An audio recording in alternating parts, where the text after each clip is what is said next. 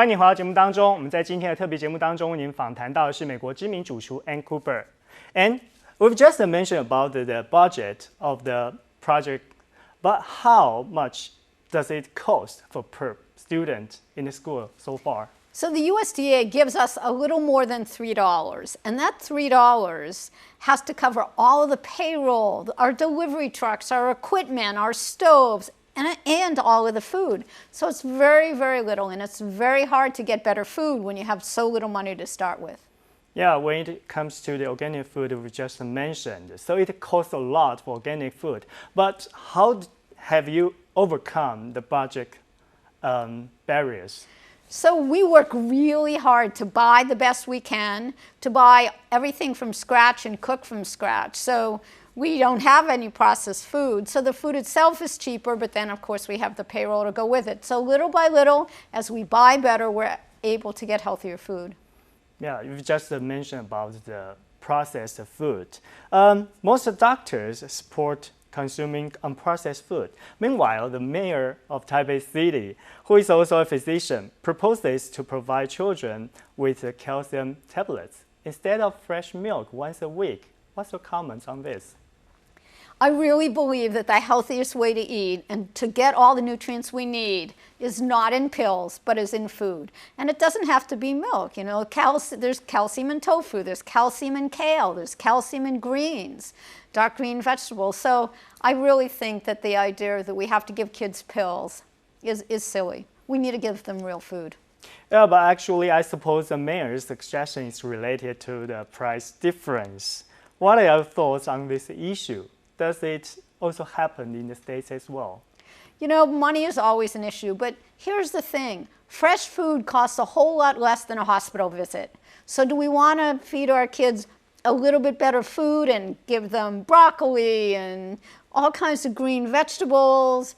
Or do we want to pay for them to be sick and get diabetes and obesity? So it's much cheaper to pay for real food than it is for illness. Let's just talk about the sustainable food. It's also something you mentioned and emphasized as well.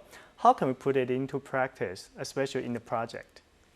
So for us, sustainable food is food that is grown and consumed in a way that is healthy for the planet, healthy for the workers that produce it, and healthy for all of us that eat it.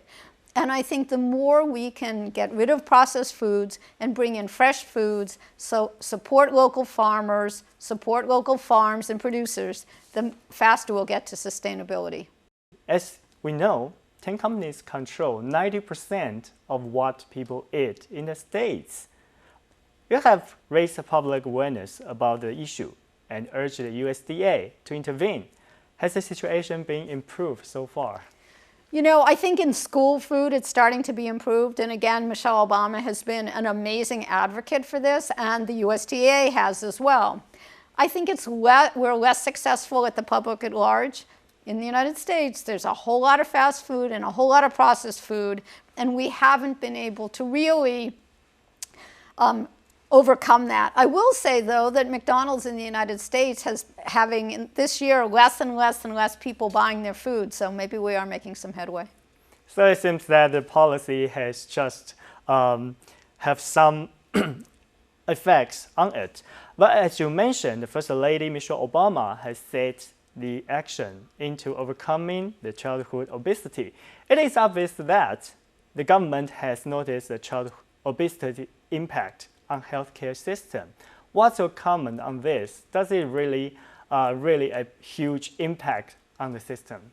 Yeah, I mean, what we know is that in the United States, just two diseases, obesity and diabetes, cost $256 billion a year. I mean, that's a tremendous negative impact on our economy and on our gross national product, never mind all those sick kids. So we definitely need to change how we eat and how we feed our kids. How does the First Lady try to help you to launch the project, even to solve the obesity problems? So we are a partner, my foundation, the Chef Ann Foundation, with Michelle Obama's Let's Move campaign and a couple of other partners on a project called Let's Move Salad Bars to Schools. And so far, we've raised over $11 million and donated over 4,000 salad bars to schools all across the country that touch more than 2.1 million kids a day, getting them to eat fresh fruits and vegetables. She's been an amazing supporter of kids' health. Not only the First Lady, but also does the existing government policy support as well? They are really changing. Since the 2010 Healthy Hunger-Free Kids Act, the USDA has really supported healthier food for kids. You also urged parents to write to the Congress. What's the response so far?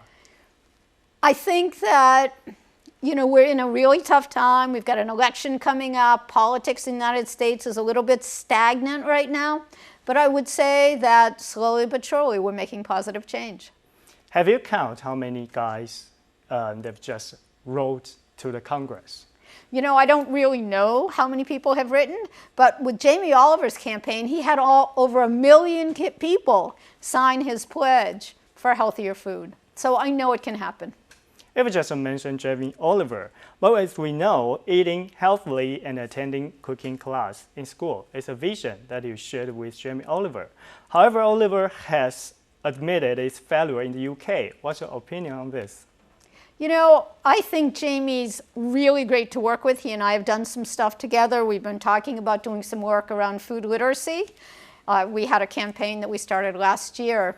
But I think in the US, we're starting to see progress. And again, I thank the USDA and Michelle Obama and the government really for caring and starting us down the right path. So you've just saw Jamie Oliver's admitted its failure. Are you still confident about running the school lunch campaign in the States? I really feel strongly that we're going to make a difference, that we are making a difference, and that everyday kids in the States are getting better and better food. So how do you think about Jamie Oliver's action in the UK? I think that since Jamie took a step back and now there are some other people starting to work on it, I think we're seeing positive change there too, but you'd have to ask Jamie that. So it seems that poverty is a problem in the UK. Do you think it is the same in the States?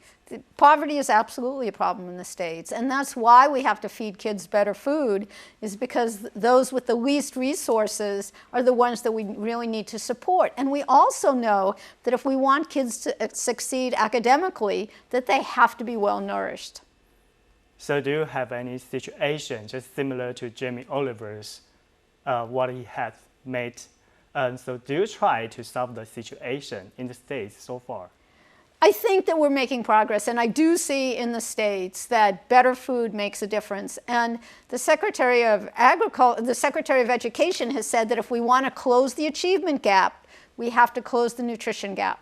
So again, I think that when we take care of all of our society, when we take care of the poor kids as well as the not so poor kids, when we make sure that everybody gets good food, we level the playing field and every child's going to be the best they can be, health-wise and academically.